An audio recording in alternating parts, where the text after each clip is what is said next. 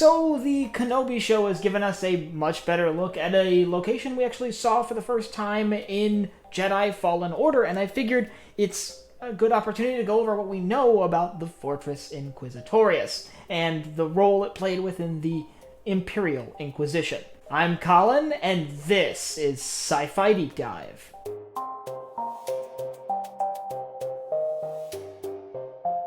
Remember, if you enjoyed this video, to head down below and hit that subscribe button.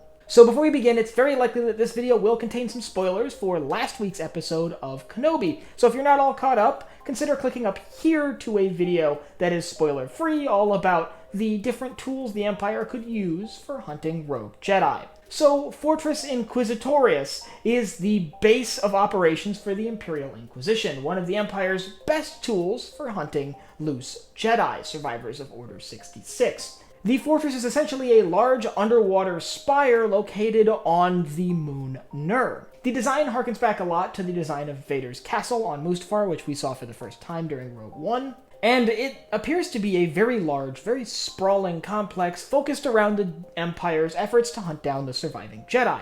As I mentioned, it's the base of operations for the Imperial Inquisition, a group of Force-capable individuals who were mostly former Jedi who have been turned into Jedi hunters on behalf of the Galactic Empire.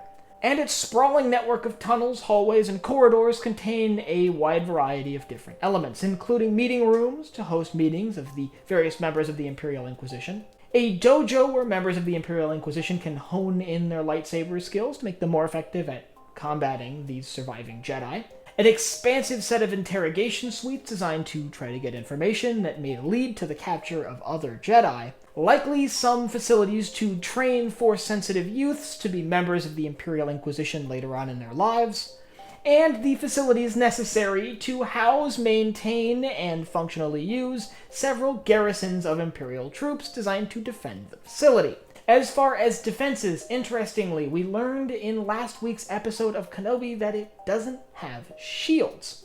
Unlike a lot of other Imperial facilities, it seems to lack a lot of basic protections, instead depending almost entirely on a garrisoned fighter complement to defend the facility. Above the water, at least, we don't see any evidence of point defense or laser cannons, or turbo lasers for that matter. Instead, just a wing of TIE fighters, and that's it. I will add, by the way, that the excuse for them not having shields is pretty weak. It's stated in the show that they didn't think anyone would be brave enough to attack this facility, or perhaps the way the Empire handled that facility, they didn't think anyone would ever find it. You see, the Empire went to great lengths to make sure that the location of this facility was not common knowledge. Unlike a lot of other Imperial facilities, it wasn't really on any maps. Instead, the Empire decided to try to sweep this under the rug, wanting to maintain the outward image of not really taking a side in the Jedi versus Sith, age-old sort of religious battle.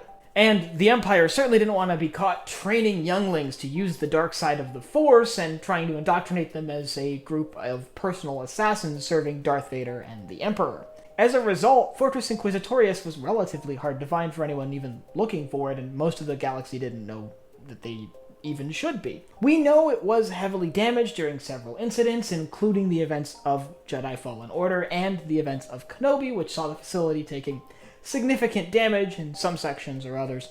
But all in all, it does appear like the facility remains intact through to the events of the original trilogy, at least through to the events of the end of Kenobi.